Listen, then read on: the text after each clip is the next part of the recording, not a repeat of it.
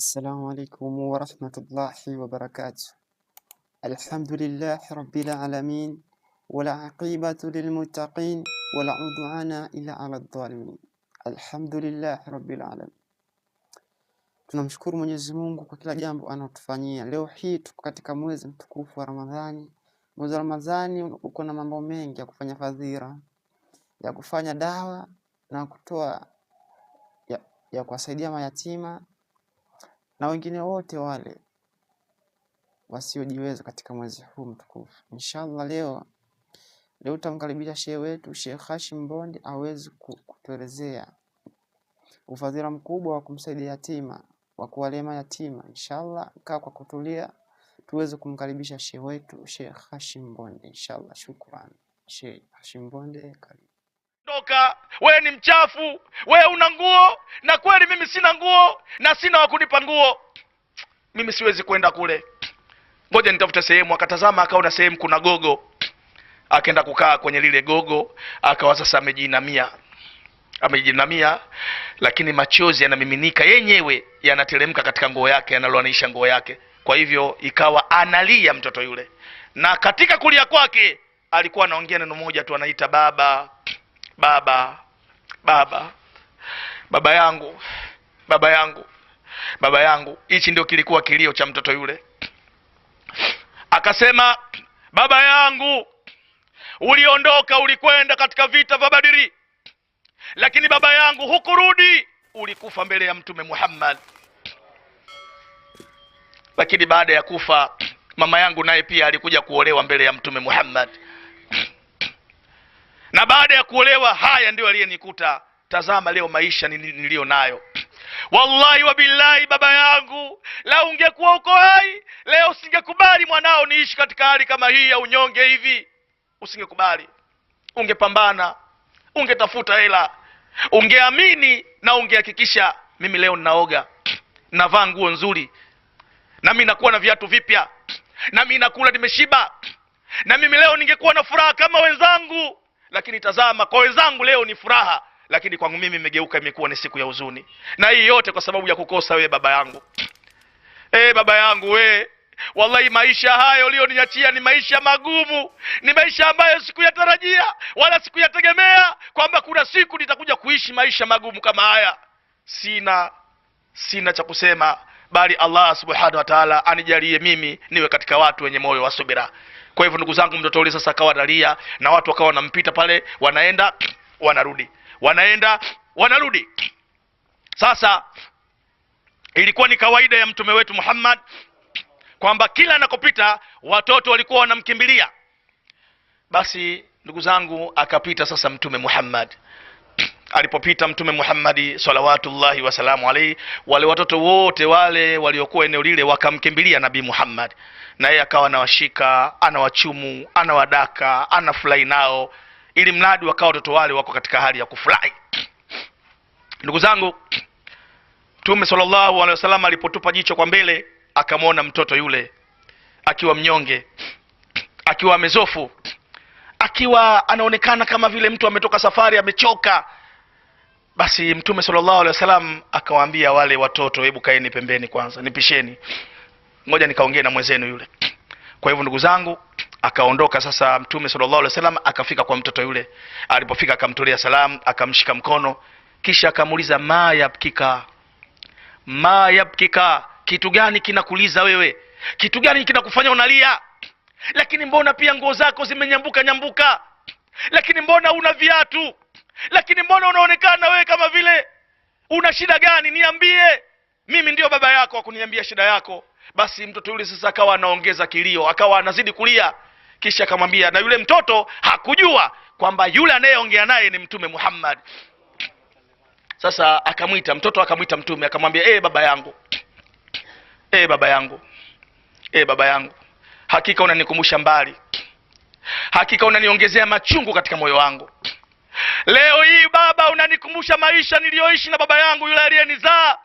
Wakati ule baba yangu ilikuwa nikilia tu kidogo, alikuwa anakuja, ananishika kichwani, ananipangusa, na kisha ananioji, imekuaje, unalia nini? Wakati ule ilikuwa baba yangu nikilala, anakuja kwanza kuniangalia. Na wakati ule baba yangu alikuwa anagombana na mama yangu, kwa nini haja niandalie chakula, kwa nini haja niogesha.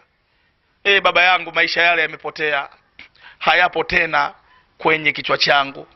Hivi leo unavyoniona, hizi nguo nilizonazo zina mwaka sijabadilisha, lakini hivi unavyoniona natembea mimi, miguu yangu sasa hivi ina mwaka, sijui viatu. Lakini hivi unavyoniona hapa nilipo nina njaa, nimetembea muda wa siku 3, sina chakula cha maana ninachokula, na nimejaribu hapa kuangalia nani ambaye anaweza kaniletea chakula. Nani? Hakika sijamuona mtu akuniletea chakula, sijaona. Na mimi naogopa kwenda katika nyumba ya watu, kwenda kugonga ili waniletee chakula, naogopa.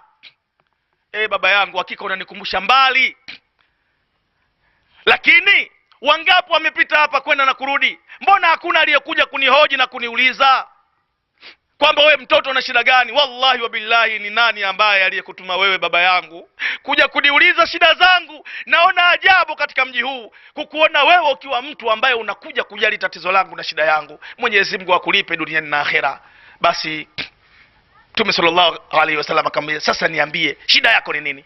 Akamwambia, baba yangu alikwenda katika vita vya Badri, lakini hakurudi, alikufa mbele ya Mtume Muhammad. Na pia baada ya hapo mama yangu baada ya Eda alikuja kuolewa na Mtume Muhammad. Sasa maisha niliyoyapata baada ya kufariki baba yangu ndio haya. Wallahi napigwa, kisha mtoto yule akavua shati akamwonyesha Mtume alama alizokuwa akipigwa na baba yake wa kulea. Wallahi Mtume alilia. Kisha Mtume sallallahu alaihi wasallam akamwambia, basi nyamaza, usilie, usihuzunike. Hii ndiyo mipango yake Allah. Allah ndivyo alivyokadiria mwanangu, kwani kila mja Mwenyezi Mungu muandikia katika mapito yale atakayopitia katika dunia. Na haya ndiyo mapito Allah aliyokukadiria mwanangu. Nyanyuka twende nyumbani, na mimi unayeniona hapa, mimi ndiyo Mtume Muhammad. Ndugu zangu, mtoto yule sasa akaanza kupata faraja. Kwa hiyo waliondoka moja kwa moja, yeye akiongozana na Mtume Muhammad, wakaenda mpaka nyumbani. Walipofika, Mtume sallallahu alaihi wasallam akamuita Fatuma. Fatuma, mchukue mtoto huyu, chukua hizi nguo zake hizi, naenda kazitie kwenye shimo la taka. Alaka Fatuma. Alipomaliza akamwambia, Fatuma, sasa muogeshe mtoto huyu, muogeshe. Alipomaliza akamwambia, Fatuma, sasa andaa chakula kwa ajili ya mtoto huyu. Fatuma akaingia jikoni akaandaa chakula kwa ajili ya mtoto yule. Kisha akamwambia, Fatuma, huyu ni yatima huyu, tumwangalie mwanangu. Wallahi tusipomwangalia Allah atakwenda kutuuliza siku ya kiyama. Tutakuja kuwajibika mwanangu, mimi na wewe na wengineo ambao hawakumtazama mtoto huyu. Na yoyote ambaye asiyemtazama yatima, huyu ametangaza vita na Allah subhanahu wa ta'ala. Mwanangu, muandalie chakula. Fatuma akaingia jikoni akaandaa chakula, akakiweka pale. Mtoto yule alikuwa na njaa, akanawa, anataka kuanza kula. Mtume akamshika mkono akamwambia, wallahi mwanangu, hautakula leo kwa mikono yako, leo nitakulisha mimi kwa mikono yangu. Lete maji. Mtume akawa ananawa maji ya kuchilizika, yale maji ya kuchilizika akanawa. Alipomaliza akawa anamega chakula, anamlisha mtoto, kisha anambembeleza, anamwambia, kula mwanangu, usilie, usihuzunike. Hii ndiyo dunia. Dunia haiwajali wanyonge, dunia haiwajali watu maskini, dunia haiwajali watoto wadogo mayatima. Dunia inawatazama wenye nguvu, dunia inawatazama wafalme. Mwanangu, yule atakaye kujali wewe ni yule ambaye amerehemewa na Allah subhanahu wa ta'ala. Usitarajie kwamba kila mtu atakutazama kwa wema. Wako watakao kutazama kwa jicho kali la hasidi, jicho la ukatili. Kuna wengine watatamani hata wakuue. Allah subhanahu wa ta'ala amekujalia leo kukutanisha na mtu ambaye Allah amemrehemu ili akufanyie wema. Kula, usijali na wala usihuzunike. Ipo siku moja Allah subhanahu wa ta'ala atakukutanisha na baba yako yule aliyokuzaa kule akhera, huko peponi. Itakuwa ni siku ya furaha. Siku hiyo baba yako utamlukia, baba yako atafurahi na wewe utafurahi zaidi. Kisha utamlukia, utamchumu, na hakika hiyo itakuwa ni siku ya furaha. Mwanangu, usilie. Mtoto yule, ndugu zangu, akawa anakula kwa maelekezo na kwa maneno mazuri ya kumfariji yanayotoka katika kinywa cha Mtume Muhammad. Alipomaliza kula, Mtume akamwambia Fatuma, sasa kalete nguo mpya. Ndugu zangu, mtoto yule sasa akavalishwa nguo mpya, akavalishwa viatu vipya, Mtoto yule sasa amekula, ameshiba, sasa amevaa nguo nzuri. Mtume sallallahu alaihi wasallam akachukua na zawadi akampa, akamwambia hii sasa nenda, utakachohitaji utachukua huko. Ndugu zangu, mtoto yule na akamwambia nenda, usichelewe, ikifika jioni utarejea hapa, na kuanzia leo hapa ndio nyumbani kwako na utaishi hapa. Akamwambia Fatuma, mfanye mtoto huyu kuwa ni ndugu yako, na we mtoto mfanye Fatuma kuwa ni dada yako, na mimi nifanye kuwa baba yako, na mimi nitakufanya wewe kuwa ni mwanangu. Ndugu zangu, mtoto yule baada ya pale sasa akatoka mbio, akawa sasa anarukaruka kwa furaha. Wale watoto wenzio walipomuona wakamwita, wakamwambia njoo, vipi wewe, mbona ulikuwa mnyonge, ulikuwa na huzuni, ulikuwa mchafu, yani mpaka tukawa tunakukimbia, mbona umebadilika, umekuja na furaha, umependeza, imekuwaje? Mtoto yule akiwa na furaha aliwakusanya wenzia, akawaambia, mimi ndugu zangu nilikuwa sina baba yangu alikufa katika vita vya Badri, lakini Allah subhanahu wa ta'ala amenipatia baba mwingine, ameniletea baba mwingine mwenye kheri, si mwingine ila ni Mtume Muhammad. Lakini pia nilikuwa sina ndugu, Allah ameniletea ndugu, na ndugu yangu si mwingine, ndugu yangu ni Fatuma binti Rasulillah. Hakika wameniogesha, wakanivalisha, kwanza wakanilisha, wameniogesha, wakanilisha, wakanivisha, wakanipa chakula, wamenipa na hela. Hakika nimeusahau ule msiba niliokuwa nao, na leo nimekuwa na amani na furaha. Kwa nini nisifurahike? Ndugu zangu, ndio imepokewa ya kwamba mtume wetu Muhammad amekula nao watoto yatima na amewafanyia kila la huruma. Nani kati yetu anayekumbuka kuwafanyia wema watoto yatima?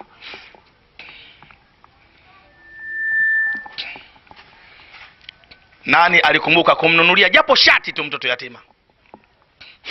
Na leo Mwenyezi Mungu ametupa mtihani katika mji huu, tumeletea watoto yatima hawa hapa. Tazama walivyovaa, tazameni nguo zao, tazameni ndugu zangu. Wewe usiowajali watoto yatima, na hao wakwako unaowapenda, ipo siku nao watakuwa yatima kama hawa walivyokuwa yatima, na wakwako nao watakuja siku moja wataitwa yatima. Ipo siku, wala sio mbali. Usijisahau, usijisahau.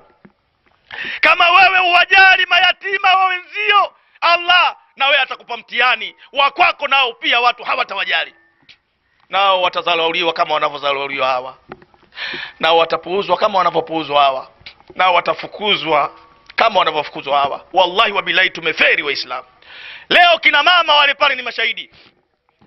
Kunakuwa na maonyesho madrasa, wanakwenda wanawake leo kwenda kwa ajili ya kusikiliza mada zinazosomwa na watoto wao. Leo wanawake wa Kiislamu wameweka utaratibu, kila mzazi anamtunza mtoto wake wa kuzaa, na wengine wanaenda kwa ajili ya kumsindikiza ili kumtunza mtoto wa shoga yao na ndugu yao. Mtoto anasoma mada, anatunzwa pale, wallahi maboksi ya mazawadi mpaka anashindwa, mpaka wanamsaidia watu kubeba. Leo mtoto yatima anasimama anasoma mada mpaka anamaliza, anatoa aya hadithi, anazungumza, anamaliza, anakaa kwenye kiti, anageuza shingo yake kulia, hao ni mtu, anageuza shingo yake kushoto, hao ni mtu.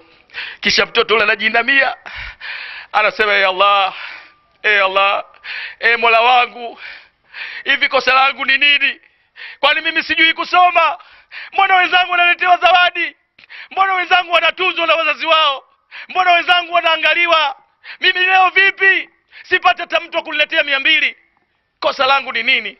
Najua kosa langu, najua kosa langu. Kosa langu ni kuondokewa na baba yangu na wazazi wangu. Wallahi na wao leo wangekuwepo hapa wasingeniacha, na mimi leo wangeniletea zawadi, na mimi leo ningefurahi, na mimi leo wangenitunza. Allah, Allah, mtoto huyu analia. Waislamu tumewasahau mayatima. Wallahi tuandae hoja ya kwenda kujibu kwa Allah katika siku ya kiyama. Tuandae hoja ya kwenda kumweleza Allah katika siku ya kiyama. Tumejisahau. Tembeeni katika ardhi, muone watu walivyonyang'anya mali zao mayatima. Maskini mali wamezichukua wakaozi, mali hizo wakauza wakagawana, wakawaacha mayatima hawana ada, wanashindwa kusoma. Maskini watoto wanatembea hawa machokora. Ndugu zangu, hawa machokora mnaowaona, wengine si kwa kupenda, kutokana na mazingira. Na kuna watu wanaishi na watoto tena wa ndugu zao mayatima, lakini wallahi maisha wanayoishi nayo, inna lillahi Subhanallah, inafikia mahala mtu anakula chakula kisha anawaita wanawe aliowazaa chumbani, anawaita wanawe aliowazaa chumbani, anawapa chakula kisha anawaambia kuleni haraka haraka. Wale watoto wanakula, wale watoto wake aliowazaa mpaka chakula kinabakia, kisha sasa ndo wanaitwa mayatima, wanasogezewa na mguu. Nyie mbwa, haya nanyi njoni mle hapa, mbwa nyie, msiotosheka, msioshiba. Vitoto vile vinatazamana, mtu na mdogo yake, kisha mkubwa anamwambia mdogo wake, mdogo wangu tule, tutafanya nini? Hatuna kututetea, hatuna baba, hatuna mama.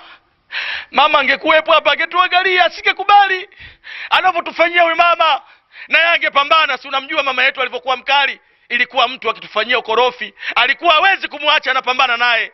Leo nani atakayetusaidia mdogo wangu? Yametufika bali tumwachie Allah subhanahu wa ta'ala. Wallahi wa billahi tumewasahau mayatima. Tusipoangalia mayatima tutakwenda kuulizwa na Allah subhanahu wa ta'ala. Wallahi tumuombe sana Mwenyezi Mungu, na nadhani mnaona nyinyi Mwenyezi Mungu ameweka utaratibu mzuri. Leo zakatul fitri ni kwa ajili ya mayatima, lakini bado kuna Waislamu hata zakatul fitri zenyewe kutoa ni shida.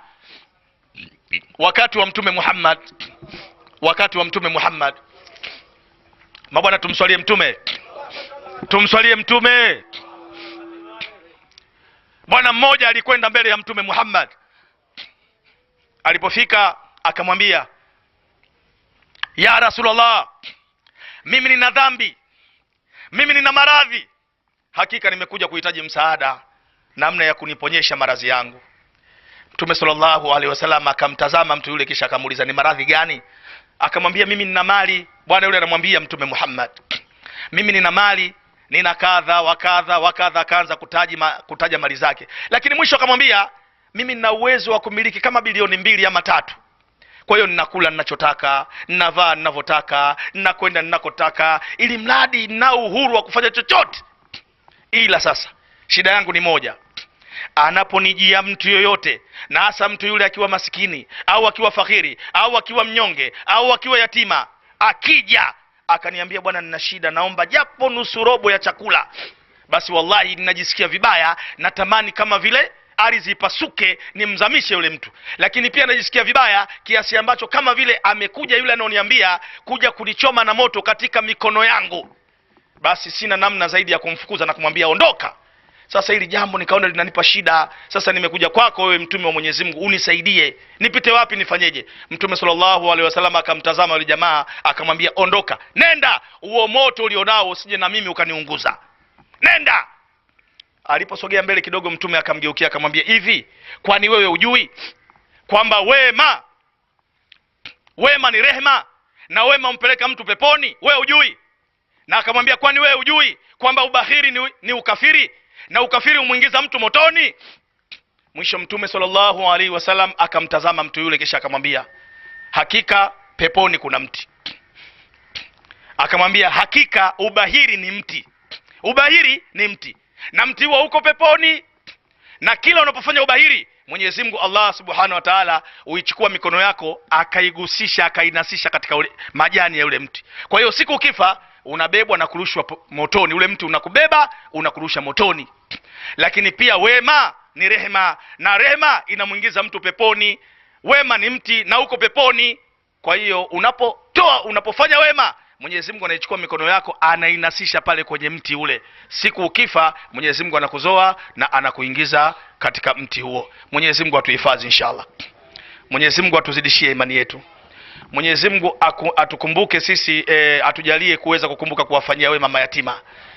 Mwenyezi Mungu inshallah atuzidishie kila laheri. Tusome Alam Nashraha moja inshallah. Baada ya hapo tusiondoke, tusubiri maelekezo.